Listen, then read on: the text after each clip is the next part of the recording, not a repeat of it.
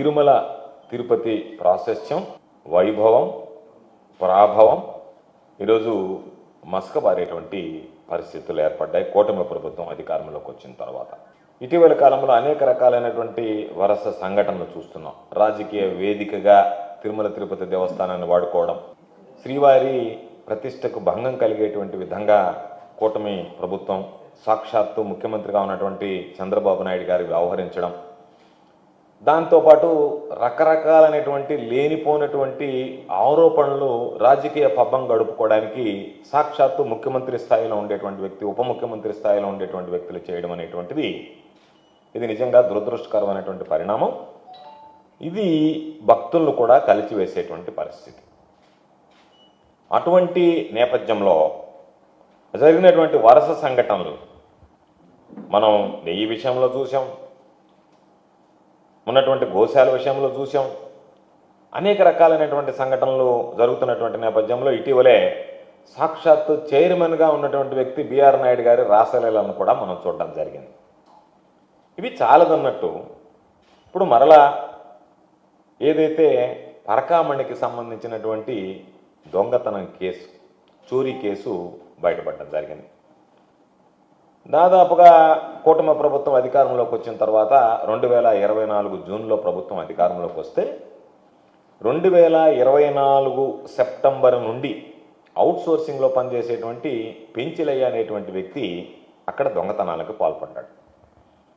2024 September నుంచి ఆ పెంచిలయ్య అనేటువంటి వ్యక్తి దొంగతనాలకు పాల్పడుతుంటే 2025 జనవరి 11వ తేదీ విజిలెన్స్ అధికారులు దాన్ని రెడ్ హ్యాండెడ్గా పెంచిలే అనేటువంటి చోరీని, అంటే ఆయన ట్రాలీకి ఒక రంధ్రం వేసి ఆ రంధ్రంలో నుంచి ఒక బిస్కెట్ జారిపడడంతో దాన్ని ఆయన తీసుకునేటువంటి నేపథ్యంలో 2025 జనవరి 11వ తేదీ దానికి సంబంధించినటువంటి రెడ్ హ్యాండెడ్గా ఆ పెంచిలే అనేటువంటి వ్యక్తిని పట్టుకోవడం జరిగింది. జరిగిన తర్వాత దర్యాప్తు గప్చిప్గా నిర్వహించడం, దాన్ని ఎవరికీ తెలియకూడదన్నటువంటి విధంగా ప్రవర్తించడం, వెంటనే ఆయనకు సంబంధించినటువంటి బెయిల్ మంజూరు కావడం, ఇవన్నీ కూడా ఒక్కొక్కటిగా చూస్తూ ఉంటే ప్రభుత్వం వ్యవహరిస్తున్నటువంటి విధానం, ప్రభుత్వం వ్యవహరిస్తున్నటువంటి తీరు ఈరోజు మనకి స్పష్టంగా అర్థమైపోతుంది. గత ప్రభుత్వంలో జగన్మోహన్ రెడ్డి గారు ముఖ్యమంత్రిగా ఉన్నప్పుడు ఒక చిన్న చోరీ ఒకటి జరిగితే దానికి సంబంధించి లోక్ అదాలత్ ద్వారా, న్యాయస్థానం ద్వారా 15 కోట్లకు సంబంధించినటువంటి ఆస్తుల్ని టీటీడీకి రాయించడం జరిగింది. అయితే ఈరోజు జరిగినటువంటి పరకామణి విషయంలో ఏదైతే జరిగిందో ఇది అత్యంత ఆందోళన కలిగించేటువంటి విషయం. ఎందుకు చెప్తున్నామనంటే ఇది కోట్లాది మంది భక్తుల విశ్వాసానికి, మనోభావాన్ని దెబ్బతీసేటువంటి ఘటన. చాలామంది వెంకటేశ్వర స్వామి దగ్గరికి వెళ్ళేటప్పుడు ఒక కోరిక, మొక్కు తీర్చుకునేదానికి రకరకాలైనటువంటి విధంగా ఆయనకి కానుకలు సమర్పిస్తారు. కొంతమంది నిలువు దోపిడీ రూపంలో సమర్పిస్తారు, కొంతమంది నేను ఇది జరిగితే, నాకు ఈ మంచి జరిగితే స్వామి నీకు ఈ కానుక సమర్పిస్తామని చెప్పిస్తారు.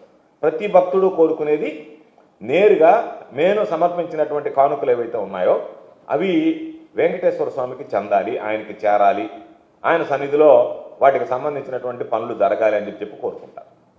వాటికి భిన్నంగా భక్తుల మనోభావాలను దెబ్బతీసేటువంటి విధంగా పరకామణికి సంబంధించినటువంటి దొంగతనాలు జరిగితే భక్తుల మనోభావాలు దెబ్బతీసేటువంటి విధంగా వ్యవహరిస్తుంటే వాటిని ఎప్పటికప్పుడు పట్టించుకోకుండా, చూడకుండా పట్టినట్టుగా ఈ ప్రభుత్వం వ్యవహరించడం అనేటువంటిది ఇది దుర్మార్గం అనేటువంటి విషయం. ఎందుకంటే శ్రీవారికి సమర్పించేటువంటి కానుకలు ఏవైతే ఉన్నాయో ప్రతి కానుక అది అత్యంత పవిత్రమైనటువంటిదిగా భావించాల్సినటువంటి పరిస్థితి ఉంటుంది. అటువంటి కానుకలు చోరీ కావడం అనేటువంటిది నిజంగా దురదృష్టకరం.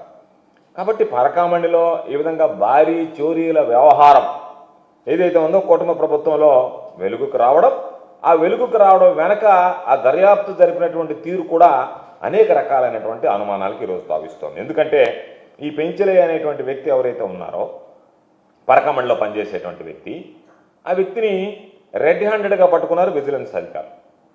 పట్టుకున్న తర్వాత దర్యాప్తు అనేటువంటిది అసలు ఏం జరిగింది, దీని వెనక ఎవరున్నారు, ఈయన ప్రోత్సహించింది ఎవరు అనేటువంటి విషయాల జోలికి వెళ్లకుండానే కేవలం ఆ దర్యాప్తుని ఈ పెంచలే అనేటువంటి ఆ ఒక్క వ్యక్తికి పరిమితం చేస్తూ రకరకాలుగా 1 కోటి రూపాయలు సంబంధించినటువంటి విలువైన బంగారం చోరీ జరిగింది అని ప్రకటించేసి దానికి బంగారు నగలు వెండి నగలు ఇన్ని చోరీ అయ్యాయి అని చెప్పి ఈరోజు ఇవ్వడమే తప్ప అసలు ఎంత చోరీ అయ్యాయి, ఏ విధంగా జరిగింది, ఎందుకు పోలీసులు దీన్ని పెంచలేకే పరిమితం చేస్తున్నారు, ఎందుకు దీని వెనక ఉన్నటువంటి సూత్రధారులు ఎవరు, పాత్రధారులు ఎవరు అనేటువంటిది మీరు లోతుగా దర్యాప్తు చేయడం లేదు అని అంటేనే, లేదా దర్యాప్తు చేసినటువంటి అంశాలను మీరు అణగదొక్కేస్తున్నారు, వాటిని ఏదో ఒక విధంగా బయటకు రాకుండా నొక్కి పెట్టేటువంటి ప్రయత్నం చేస్తున్నారు, వెలుగు చూడకుండా దర్యాప్తుని మీరు పక్కదారి పట్టిస్తున్నారు అనేటువంటి దానికి ఈరోజు అనేక రకాలైనటువంటి అనుమానాలకు తావిస్తుంది. కేవలం ఒక 555 గ్రాముల బంగారు, ఒక 157 గ్రాముల వెండి మాత్రమే రికవరీ చేశామని చెప్పి అక్కడికే ఆ కేసుని పరిమితం చేయడం అనేటువంటిది మాత్రం సరి అయినటువంటి పద్ధతి కాదు. దీనిలో పోలీసులు ప్రభుత్వం వ్యవహరిస్తున్నటువంటి తీరు ఖచ్చితంగా భక్తులందరికీ కూడా ఆక్షేపణీయం అనేటువంటి విషయాన్ని ఈ సందర్భంగా స్పష్టంగా తెలియజేస్తున్నాను. అందుకనే ఇప్పటికైనా ప్రభుత్వం దీనిని, ఎందుకంటే జరిగింది 2025లో జరిగితే ఆ ఘటన బయటకు కూడా పొక్కకుండా ఎవ్వరికి తెలియకుండా దాచిపెట్టింది. దాచిపెట్టడం వెనక ఉన్నటువంటి కుట్ర, దీని వెనక ఎవరున్నారు, ఎవరి పాత్ర ఉంది, ఎవరి పాత్ర ఉంటే మీరు వాళ్ళ పేరు వెలుగులోకి రాకుండా, వాళ్ళందరూ బయటపడకుండా, వాళ్ళందరూ దోషులుగా ప్రజల ముందు భక్తుల ముందు నిలబడకుండా మీరు ప్రయత్నం చేశారంటే వాళ్ళు మీకు అత్యంత ఆంతరింగికులు, అత్యంత ముఖ్యులు అయి ఉండాలనేటువంటిది ఈరోజు మేము అనుకుంటున్నాం, భక్తులు కూడా అనుకునేటువంటి మాట.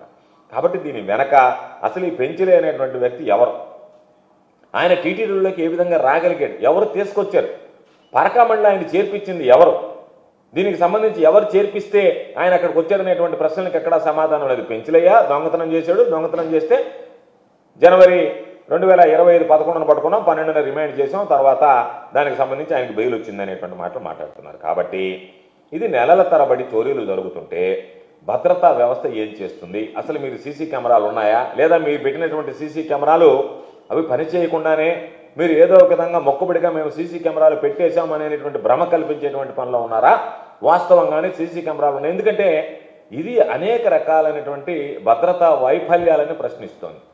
ఈరోజు మీరు ఒకటి పట్టుకున్నారు, మీరు చెప్పిన దాని ప్రకారమే 555 గ్రాములు బంగారు, 156 గ్రాములు వెండి అని చెప్పి అక్కడ క్లోజ్ చేసేసారు. కాకుండా ఈరోజు మీరు హైకోర్టుకి ఏం చెప్పారు, పరకామణికి సంబంధించి అత్యంత పటిష్టమైనటువంటి భద్రతా వ్యవస్థను మేము ఏర్పాటు చేస్తున్నాం అని చెప్పారు. కానీ ఆ ప్రభుత్వం ఎక్కడ కూడా ఆ హామీని అమలు చేసినటువంటి లేదు. అమలు చేస్తుంటే ఇటువంటిది సంఘటనలు జరగవు. కాబట్టి ఈ సంఘటనతో మీరు పరకామణిలో అత్యంత భద్రత కల్పించేటువంటి ప్రయత్నం చేశాము అనేటువంటిది సరికాదు అనేటువంటిది అర్థమైపోతుంది. అంటే మీరు కావాలనే ఈరోజు దాని మీద నిర్లక్ష్యంగా వ్యవహరించారు పరకామణి విషయంలో, దానివల్లనే దొంగతనం జరిగింది అని చెప్పినాను. ధైర్యంగా తిరుపతికి వెళ్ళి నగల మార్పిడి చేసుకున్నాడు అతను. కార్పొరేట్ బంగారు ఆభరణాల నగల దుకాణాలకు వెళ్ళాడు. ఈ నగలు ఇచ్చి, ఇది స్వామి దగ్గర దొంగతనం చేసినటువంటి నగలు, స్వామి పరకామణిలో దొంగతనం చేసినటువంటి నగలు, అవి ఇచ్చేసి దాని బదులు ఆయన వేరైనటువంటివి, మేలిమైనటువంటివి, మోడర్న్ అయినటువంటి వస్తువులని ఆయన మార్పిడి చేయించి మరలా నగలు కూడా తీసుకోవడం జరిగింది. అంటే ఒక వ్యక్తి నేరుగా వెళ్ళి అక్కడ మార్పిడి చేస్తే ఆ నగల దుకాణాలకు సంబంధించి వాళ్ళకి అనుమానం రాలేదా, ఈ వ్యక్తి ఎక్కడి నుంచి ఇవి తీసుకొచ్చి మార్పిడి చేసుకుంటున్నాడు అనేటువంటి అనుమానం రాలేదా, అనుమానం కలగలేదా, వాళ్ళ ఆ వ్యక్తిని గురించి ప్రశ్నించలేదా? ఏమీ లేకుండానే ఒక కార్పొరేట్ సంస్థలుగా ఉండేటువంటి బంగారు నగల దుకాణాలు ఏ విధంగా ఇటువంటి వాటిని తీసుకుంటాయి, ఏ విధంగా ఇటువంటివి తీసుకునేటువంటి అవకాశం ఉంటుంది? ఎందుకు తీసుకోవాల్సి వచ్చింది ఇటువంటివి? నేరుగా తీసుకుంటే వాళ్ళ మీద దర్యాప్తు ఎందుకు మీరు చేయడం లేదు? వాళ్ళకి మీకు ఉండేటువంటి మొహమాటం ఏంటి, వాళ్ళకి మీకు ఉండేటువంటి మొలాజా ఏంటి, మీకు వాళ్ళతో ఉన్నటువంటి లాలుచి ఏంటి అనేటువంటి విషయాలు కూడా బహిర్గతం కావాల్సినటువంటి అవసరం ఉంది. కాబట్టి ఆ నగల దుకాణాలు బంగారం ఎక్కడి నుంచి వచ్చిందనేటువంటిది ప్రశ్నించకుండా వాళ్ళ పాటికి వాళ్ళ వ్యాపార లావాదేవీలు నిర్వహిస్తే, దీనికి సంబంధించినటువంటి దాంట్లో వాళ్ళని దర్యాప్తు చేయకుండా మీరు వదిలిపెట్టారు అనే విషయం అనేక అనుమానాలకు తావిస్తుంది.